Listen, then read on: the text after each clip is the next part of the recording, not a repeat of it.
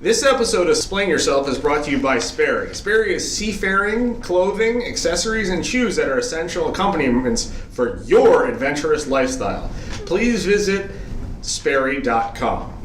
Y'all, welcome to Splain Yourself, the podcast that gives regular people a chance to explain their actions or beliefs. I'm Sarah, and I'm very energetic because I had a breakfast of nothing but ditty bread. There we go. And I'm Michael, and I want to remind you the Humpty Dance is your chance to do the hump.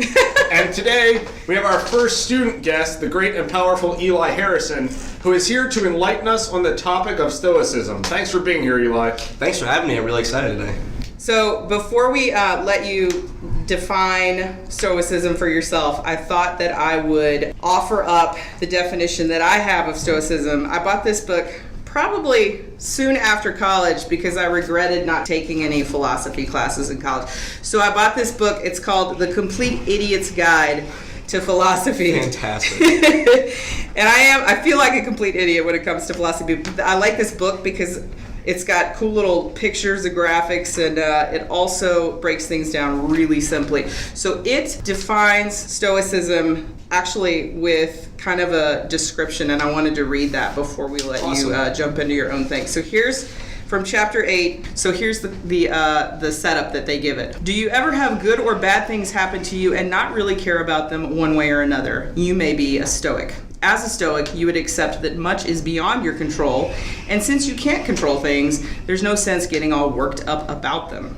This is Stoicism. It originated around 300 BCE in Greece with a philosopher named Zeno, who spread his ideas to his followers. Basically, you can use Stoicism to cope with anything unpleasant that you can't do anything about. What do you think about that, Eli? Does that jive with your definition? It does in a bittersweet way, because that's a very important part of Stoicism, but it also gives it this really weird public figure. It seems as if a Stoic is someone who just takes the dirt thrown on them and doesn't react to it. Right. I think an example used a lot is a cow standing out in the rain and not showing any emotion about it, which is how it seems from the outside, but the philosophy behind it goes a lot deeper. So the way I think of it is it's a way to handle your problems in the situations in your life and avoid the most stress and handle them in the best way. Gotcha. So avoiding stress more so than trying not to feel anything at all. Yes. Okay. So you are feeling, it's just feeling in a more logical and reasonable way. I see. Okay. Yes, and we'll dig into that in a second, but first, how old are you currently? I'm 15. You're 15. I don't know much about math, but I would say you were not born in 300 AD. Yeah. So my question is, all of these years later, how do you come to learn about this idea, and how does this take hold in your life? Well, to answer that, I'm going to give you a little bit of background on myself. Mm-hmm. I am a teenage entrepreneur. I run a company called All Pro. And part of my obsession with entrepreneurship is reading into and looking into other entrepreneurs' experiences. So one of my favorite entrepreneurs that I follow is called Tim Ferriss. And he does a lot of segments on Stoicism, and I stumbled across that while reading his book Tools of Titans. Mm-hmm. And ever since then, I've just been reading in online and wherever I can find of ways to implement that in a way that is fit for the 21st century and not for the year 300. Okay. And I wonder if we could dig up whatever that guy's name was, Zeno, if he would say, hey, this was fit for 300, but it's actually perfect for the 21st century and has been done really well in between, right? Because there are things about Stoicism that are universal. Right? People always have problems. This is not new. And us generally as people, have to find a way to deal with it. Okay. So that is a really interesting kind of backstory. So tell us about how this works for you in a day-to-day world. Okay, so a lot of Stoicism is about improving yourself and thinking of things reasonably. So as a teenager, you come up a lot of small problems that often get very stressful. Yeah. You have that classic moment where you wake up in the middle of the night, realize you have a test tomorrow that you didn't study for. Right. Mm-hmm. And typically, in a non-stoic way, this would stress out the person. They would be thinking, oh my God, I'm going to fail. What do I do? In a Stoic philosophy, you would think, all right, here's my situation, what's my next move? Right. Here are the facts, what's the next outcome? I can study now, lose sleep, wake up early, still losing sleep, but maybe be a little more coherent, and you just think through all your possible solutions and all your answers, pick the one that's best for you. So understanding what it is out of your control. You can't go back and study, so stop wasting your energy thinking about that. Sure. All you can do is act in the next best way. So that's an example of what I do, try to handle my problems from the day to day. Okay. So let me ask, in that situation, Right. do you do feel the initial stress Of like course. any normal teen would, or any adult in that situation? Because we face that kind of, not tests the next day, but I faced tests the next day for a long yeah, time. longer than I wanted to, for Yeah. sure. So you do feel the same emotions. It's not like you're a robot. Right. But is it in the speed with which you're able to kind of set that emotion aside and then start Right. Yeah. The initial shock is, of course, still there. Sure. And in the beginning, when you're first practicing, you have to very, very consciously go, okay, slow down, think of my options. Stressing isn't helpful. Sure. What am I going to do? And at some point, you're able to do it almost unconsciously. Okay. Where you kind of go right into that problem-solving mode. Okay. Yeah. Yeah. So, what about the argument that emotions are useful on two levels? The first level is that they are useful because this is how you react to the world. Okay. And that's perfectly like a normal part of human existence. That's the first part. Okay. What do you think of this idea? Well, of course, and we're not ignoring emotions. We're just not letting them take control. So acknowledge the emotion, understand that it's there, feel it, but understand that if you spend too much of your time on it and not enough time either fixing or expanding upon what made that emotion, that you're not going to be able to have a lot of control.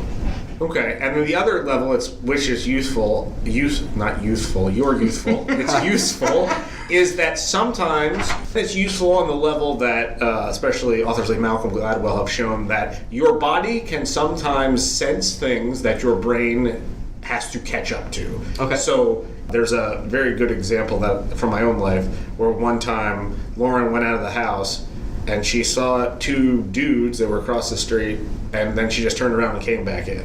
The dude Right. didn't do anything, but her emotions told her that this was a bad situation, and so she just turned around and came back in. It was a fight or flight without anything actually happening. And I think there is Right. value in that, yeah.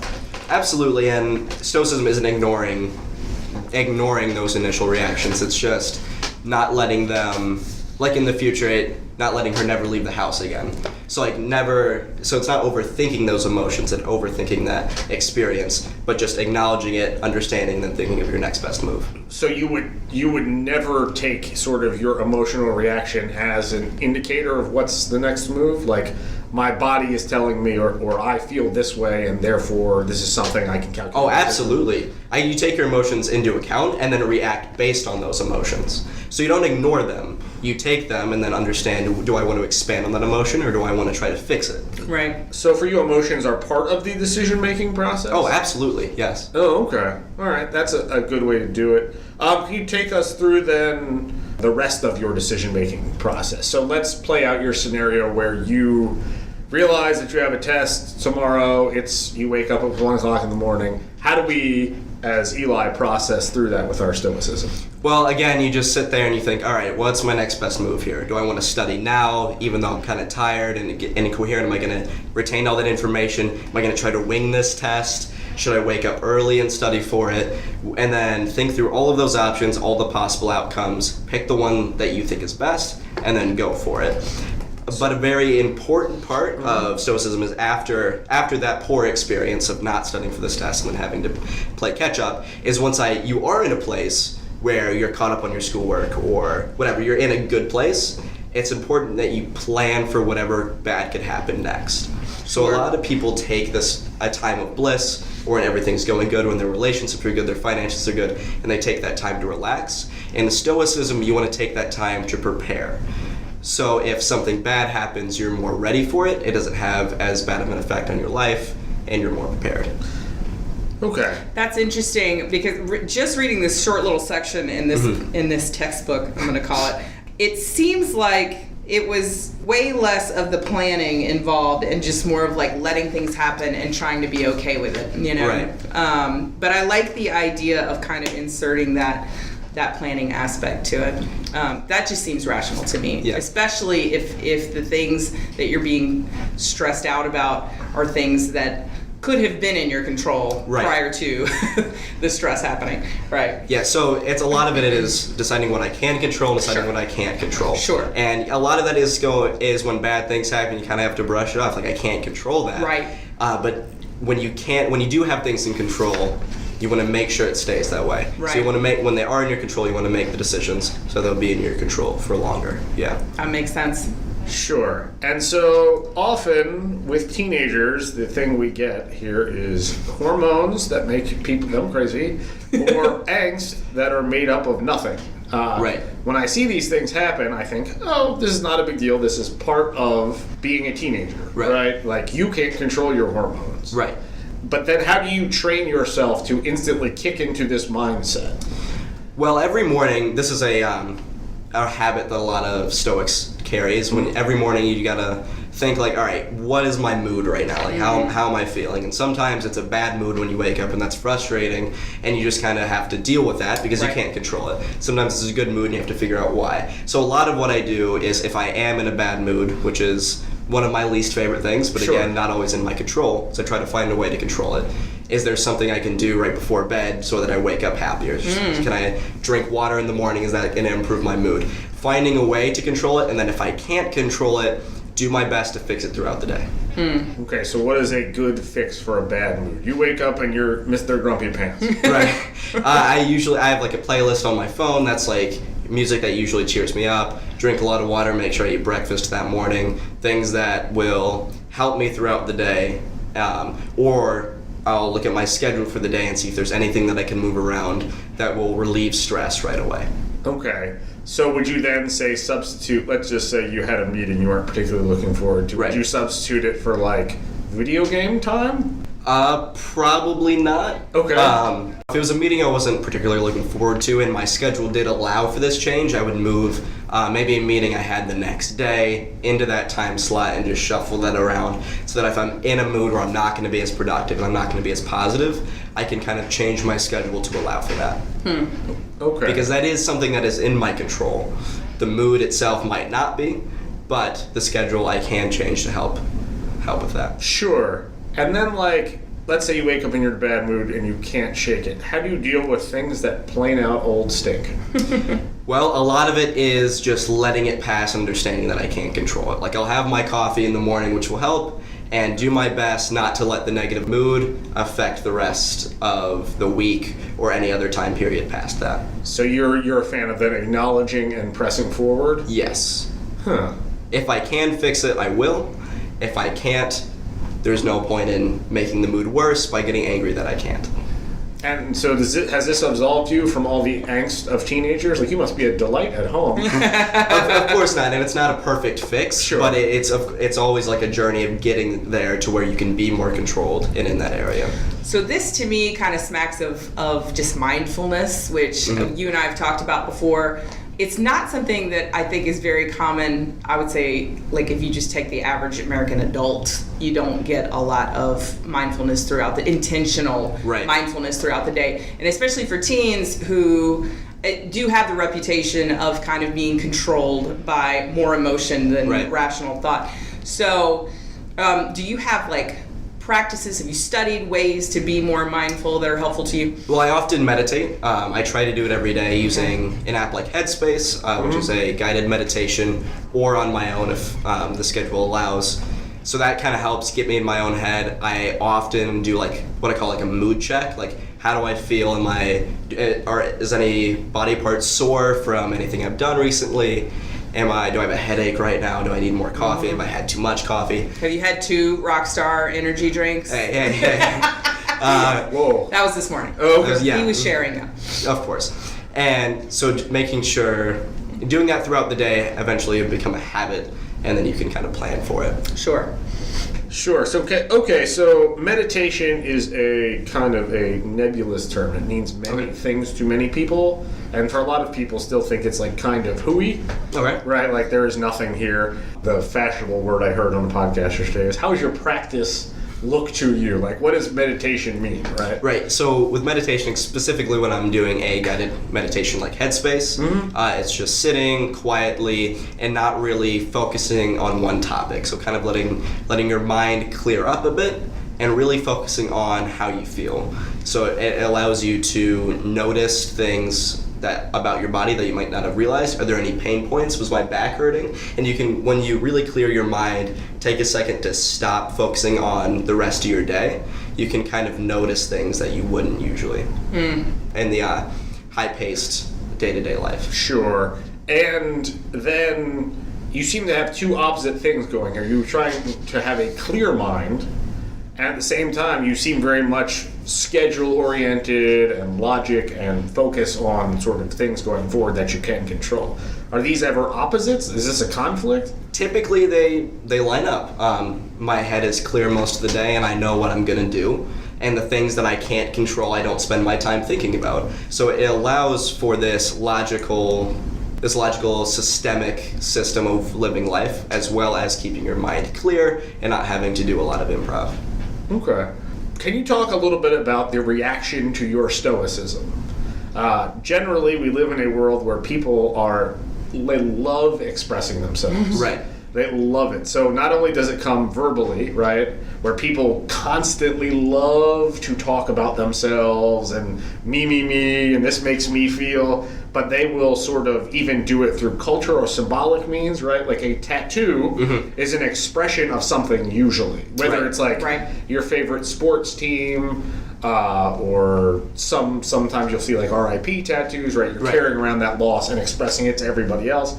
Or even things like bumper stickers or your choice of clothing. These are all expressions of you. Right. But you don't want any of that stuff. You want calm and rational. So, these seem to be opposites. How do people react to you? Well, personally, I'm not big on that, but many Stoics can be, because that is something in your control. The image of yourself is something that's in your control. So if that makes you happy, by all means do it. But personally, when I put like my favorite sports team out there, it rises conflict with others, which I'm no stranger to, and I love that friendly debate, but it's not something I like to do all the time. Right. So it's really not that big of a conflict of self-expression and keeping to yourself. Mainly what happens, mainly the difference with Stoicism is if my favorite sports team loses, not getting super angry. And while they're playing, not getting angry, because I can't control what the Jets are doing. I can't control what the Patriots are doing. Right. What I can do is just sit here and enjoy the game. Right. Control your reaction to it. There you go. That's interesting. That makes sense. Do you feel this has tampered down your level of narcissism in comparison to your peers? I'm not sure, really. I'm going to say yes. From my own observation. Okay. He's going to be too modest. It just adds a level of mindfulness of will talking about myself in a prouder way actually help my situation, or will it hurt it? So like really thinking through these possibilities and these opportunities it will allow me to come off less self-involved, even though in my mind I'm really focusing on what's the next best move for me. Okay. Sarah. Yeah. How is your level of stoicism? I don't know. Why don't you evaluate it? 1 to 10. Where would you put me on the stoicism chart? This isn't a good way to look your personal level of inside your mind. I would say that I consider you to be somebody who is not terribly stoic, right? I'm not. I'm a wannabe stoic, but I because of the way that I'm expressive, which is probably what you're thinking of, that it didn't seem to align with stoicism. But I'm a big fan of the idea of not letting emotions be what drives you, especially in the decision-making process. So I feel like while I'm expressive and I like to express myself and I like to show emotion, mostly positive emotion, I like to show those. I don't think that rules out appreciating and even incorporating some Stoic principles into my life. Sure. So you are kind of in the, you'll take some of it. You'll pick a little bit from that basket. I'll take a but little you're not bit gonna- from Stoicism. That's right. But I don't trust my emotions, especially like initial gut reactions to things at all. So especially if they're negative. So I like to try to separate that stuff out before I go and make a decision. And that's interesting. I think there is value in your gut reaction, but you don't trust yours. Why? No, well, I mean, I have some beliefs about human nature that kind of lead me to believe that we can't really trust that very initial, like somebody cuts me off in traffic, my first gut reaction is to curse them and you know, make obscene gestures, and if that's my reaction and I go with it, not only have I just been rude to another person who probably didn't even realize that they were offending me, but also that's now affected my mood, and it's probably going to stick with me for far longer than it needed to have. So if I can get past my first reaction to things, in a lot of situations, it saves me stress, it saves a potential conflict with somebody else. So I think that's interesting because you could very well say that what you have done is actually saving you a lot of stress in Really? that you had this emotion. Right. You gave them the Yankee salute. Sure. And you've gone through and dealt with it, right? You've cast it out onto them. Well, that's one way of dealing with it. Right. I think a healthier way of dealing with it is to just decide immediately that I don't care that I just got cut off in traffic, because Right. it really doesn't make that big a difference. And it's not about ignoring your emotions again. It's Right. about trying to control how you feel. Sure. Again, knowing what you can't control. Right. You can't control that you just got cut off. Right. What you can control is what you think about it. Yeah. So is that gonna, when you get home that night, are you still gonna be upset about it from getting cut off in the morning, or are you gonna try to let that bad emotion go? And when something affects you and it gives you a good emotion, you're gonna want to think about how you can control that more to have that more often. There you go. Yeah. I think that when I'm listening to your explanation, this is much more, the application is much more difficult Yeah. Right. than Oh, just absolutely. sort of the theory of it. Right. You talk about some of the struggles you've had in terms of application? Often if like the situation is stressful enough, you kind of lose that, all right, go back to stoic thinking and kind of get into a more panic, and it's a rabbit hole of not going back to what I'm trying And to what was the practice. last thing that, if you don't mind sharing, what was the last thing that caused you like to into panic zone? I can't think of a specific story. I bet it's mock trial related. No, I've been very, very stoic with mock trial Nice. and what I can do. That's great. That's kind of scary for some of the other people, but See, now that's interesting. We can Yeah. talk about that. Yeah. Rabbit trail. So describe this whole mock trial thing really quickly, and then, let's compare you to, say, like the typical mock trial peer. okay, great. Well, that's a really small thing, so let's not say. I'm gonna do my best here to keep those relationships good. No, but it's a lot of what is seemingly overconfidence is what I think it comes off of in the group. Okay. Just because when they come up with things like, oh, what are we gonna do if the other team has this prepared? I'm like- Right. And instead, everyone's like, oh no, what are we gonna do? Right. I'm just like, well, let's think of what our best options Sure. are. Think about what happens if our counter move works, what happens if it doesn't, Sure. what happens if they bring it up, what happens if they don't, and just kind of calmly thinking through these opportunities. Sure. We realized it a week before the event. This is perfect. This is a good thing, Yeah. not a bad thing. Right. Okay. And how does that come off as overconfident then? Because you're not panicking?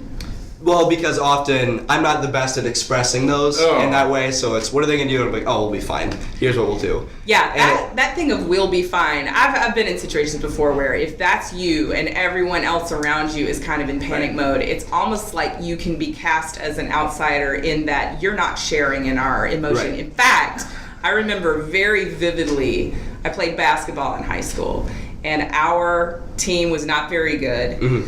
And when we would go play games and we would lose, which was pretty frequent, we'd be in the locker room afterward, and every girl on the team would be crying. Oh. And I was not, because I thought, why would I cry? It's just a basketball game. Right. Like, you know.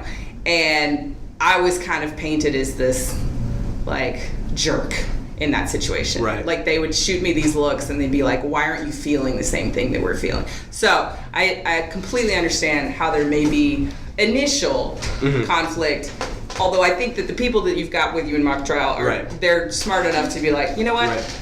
Eli's being the voice of reason, the sense of calm, and you're probably a huge asset to that team in that way. Right, and I'm still working on being able to articulate exactly what my brain is going. Right, Because right. usually, like, I'll go through this as it becomes more subconscious. Yeah. Of that, I'll just go through the thought and be like, oh yeah, we'll be fine. Right. We'll just work out the scenarios now, and we'll just be Sure. ready then. Sure. And all these bad things that could happen, let's not think about them because Right. we can't control them. Exactly. And that comes off as kind of, again, overconfident and. And you're also kind of directing other people's emotion, right? Right, You're saying like, yeah. hey, you don't think about that, and then it's Right. like, wait. Don't tell me what to think. Don't right? tell me Right, how to feel right. or how or to think. you're like Yeah. sort of coming at if you're telling anybody else like, hey, don't think about this, then Yeah. you're kind of coming from them at a higher plane. I am right. wiser than you are. Right. I know how things work, and don't think about this. Yeah. And often how I get over that is just like put myself in their shoes when I'm giving them advice. So I'm trying to be like, here's what you do. Stop thinking about it. Be like, if I were you, I would just do my best not to dwell on it. There you go. That's what I do in situations like this. Just try to move on. What's your next best move here? Sure. And that's the way I kind of explain and give advice Sure. without coming off as this person thinks they know everything. So with, I some, definitely with some don't. empathy there, absolutely, which yeah. that's how good leaders kind of are established. You know, it's not through knowing more and being Right. more assertive than other people. Right. It's through, That's the easiest way to become a leader. Right. Is to be able to empathize with right, people. right. But I think there is, and especially when I deal with students, there is a time where like they will come to some kind of completely whack conclusion, and then we're not having that conclusion today. I had a Right. student come up to me today, and he said, "Oh, I'm having a catastrophe, and I need to talk to you." So I thought, like, well, kidneys are shutting down, or Right. maybe Right. your parents were murdered last night. Right. Yeah. Catastrophe. And Yeah. then I was like, all right, you need to talk to me. You can't really be having a catastrophe because you're having a catastrophe. You're not me. You need to talk Right. to the principal Right. or some sort of You're authority. not the officer, go-to when yeah. your kidneys are failing? No, Yeah. no, Oh. I'm not. So he came to my desk and I said, before you start talking, I want you to know you're not having a catastrophe. Right. Right? And now I'm telling him what to think, but at Right. the same time, I smelt some nonsense. Right. Yeah. You ready for this massive catastrophe? Right. This is Yeah. this is unovercomable. Right. Right. Okay, cannot recover from this. Yeah. Didn't get the assignment from Friday. Yeah. Ooh. Whoa.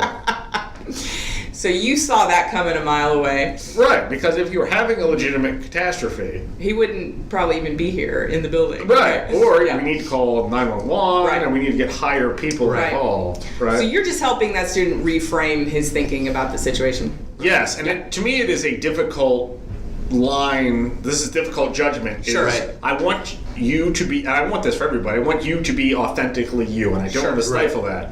But at the same time, rolling up to me when I got my oatmeal mush at 8:02 in the morning and announcing you're having a catastrophe Right. is a little much. I also Right. don't want you leaving here with an inflated sense of your own importance. Sure. Right.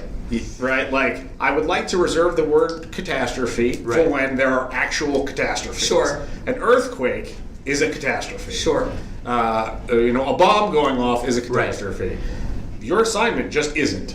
And I don't want you leaving here thinking that that is appropriate either. Right. Sure. Sure. So, And if our mission here is to prepare students for life, then I think that's entirely appropriate for you to help shape the way we think about So things. as Michael in that situation, what is your stoic thought process as you're going through this? Yeah. You really have to weigh, all right, how much do I really care that this kid just used the word catastrophe in an incorrect way?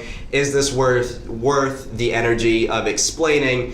Is he, you have to empathize with him, is he or she actually going to retain that information, or are they just going to like me less? And then you kind of run through these possibilities Yeah. of what you could say, how you could say it, Sure. and not in like a take 30 minutes to make this decision way. You kind of have a quick, Very quick. like, what's my next move here, and then go for it, and then finish your oatmeal mush. yes. So, and that sounds really well thought out and logical, but it happened in a very condensed period of time. Right. And what was mainly my main factor was that was irritating me. Yeah. I felt irritated. Right. I figured out why, because you're using overdramatic terms for Right. nothing that could be this big of a deal. Right. And then I decided I didn't need to empathize, right? Okay. Because you don't always need to empathize with everybody all the Okay. time. Right? Like, I'm not empathizing with my cat when I catch him chewing on the Christmas tree for the night. Right, right. Stop it, little mug, right? And I don't need to empathize with this person who's doing something that is like way over the top, in my opinion. Sure. Right? There is a point, and this may be sort of a difference in authority between you and I, right? Whereas I'm expected to lord some authority over the students here. You are not, because we're not in the same position. That I have to make these judgments as to how I'm going to react. Right. Okay? It probably would have been better if I would have done the old no reaction, which is just to ignore that and continue forward. Right. I just didn't have it this morning. You just didn't have the willpower to not talk to him? I just didn't have the willpower to just go like, and just go forward, right? Because there is value if somebody's doing something way over the top. If there is value in just pressing forward normally with it, right? So because you're not giving them the attention they want from being way over dramatic to something. Right. So normally that's my strategy. So when people come up to me like their hair's on fire, I try to maintain the normal tone. I didn't have it this morning, so I just said like, stop, we're not having a catastrophe. Right. What is your actual thing you're talking to me about? And how can we get this done in the shortest period of time so you can go away from me? Right. And when it comes to Stoicism, you just have to weigh out like what is the best possible outcome for you. And I don't know that because I don't know how you want to work or how you want your students to work. But just knowing like whenever I say this, students do this, and that's best for me. So as long as it's working out good for you and it's not inflicting on their happiness in any major way, then I say do whatever feels best. Yeah, that's sort of how I try and approach it. And I'm often okay with inflicting on their happiness to some level, because many times students will come up to me and ask for something that they think they deserve when there is no reason. Okay. So can I turn in this assignment late? I had to go to this video game tournament. Right. No. Okay. Right? You would be happier if you could get the assignment in late, and they'll say like, oh, you're being mean. No, I'm not. No. Right? So I'm inflicting on their happiness, or stepping on their happiness, but at the same time, I'm doing it for a very specific reason. Right. So I don't even always have to be cognizant of other people's happiness. I don't even think you're inflicting on their happiness there. In the micro, like in that 1 minute, they're going to be upset. Like the grade's going to be damaged or whatever. But in the macro view, you're definitely helping them with how deadlines work, and that's your job here as a teacher, is to prepare them for life after high school. Absolutely. So in the big scale, years from now, when they have a job, you are helping them become happier because they won't have to deal with these later when there's their own personal money involved. And, That's that idea of growth coming from discomfort, or delayed. You may be a little bit uncomfortable now, but it will push you to a different place. Yeah, right. Absolutely. Yes, I just don't like the part where that makes me mean. Well, they get over that pretty quick. Yes, they do. Yeah. Years later, they'll come back and say, Blum, I'm glad you were so tough and I'll with say, me. Who are you? Who are you? That's right. We're sadly running out of time, so let's do this. Maybe we can end with, let's say there's teens listening, or even adults who want to maybe start incorporating some Stoic philosophy into their life. What's like a good actionable step? Like today, here's what you can do to become more Stoic. Well, first, what I would do is start reading about it, because there's some really, really interesting stories. I got a book if you guys need to borrow. Just FYI. You guys, this is posted on YouTube, correct? Yes. Yeah, so I can send you guys some links to put in the description that would be great for intro reading. Absolutely. And then there are a few habits you can do. Self-reflection is big. Noticing your mood, not judging it a lot. Like, this is a bad mood, this is a good mood. Just noticing, how do I feel? Sure. That's going to be a big step, especially when you're building habits in the future. Having that groundwork is going to be really, really helpful. So that's the main tip that I have if you're trying to start with being self-aware. Then don't go into it head on. Like, don't try to do every Stoic thing at first and then get bored and hate it. Right. Just kind of ease into it and feel free to edit it to fit your lifestyle the best. Gradual. Okay, and the other thing is, before we go, do you have anything you want to plug? Twitter, social media? My website? Most of my social media is on my Instagram, which is either at the Eli Harrison, which is my personal, or at Eli Harrison Designs, which is my professional graphic design account. So either of those is where you can find my work and my personal goings on. Here's a quick plug. Eli designed our logos, so anything you see our logo on, which includes YouTube and our Twitter account, that's from Eli. Absolutely. And Eli, that was fantastic. That may be the best episode we've ever done. You certainly upstaged a lot of pros around here. We won't tell them that, though. I will. Harrison Brookie. We'd like to thank you and thank our listeners for tuning in. Don't forget to subscribe to our YouTube channel and follow us on Twitter at Splain_yourself for updates and other content. We'll be back soon with another episode, but in the meantime, remember to stay calm and always be ready to splain yourself.